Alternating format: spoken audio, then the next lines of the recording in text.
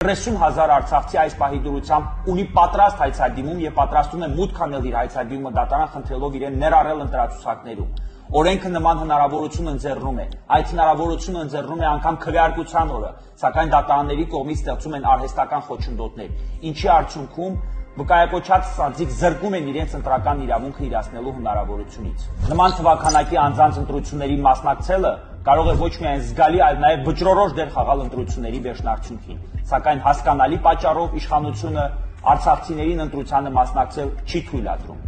Ամփոփելով այս ամենը, դիտորդական առաքելություն իրականացնող բոլոր անձանց, այդ թվում միջազգային կազմակերպությունների ուշադրությունն եմ հրավիրում ստեղծված խնդրին, խնդրելով միջամտել եւ արդարությունը վերականգնել։ Հաղթված է արցախցիների ոչ միայն ընտրական իրավունքը, այլ նաեւ դատական պաշտպանության մատչելիության իրավունքը, որպիսի սկզբունքները ամրագրված են ոչ միայն միջազգային պայմանագրերով, այլ նաեւ մարդու իրավունքների եւ հիմնարարազատությունների մասին եվրոպական կոնվենցիայով եւ դրա անբաժանելի մասը կազմող փաստաթղթերով։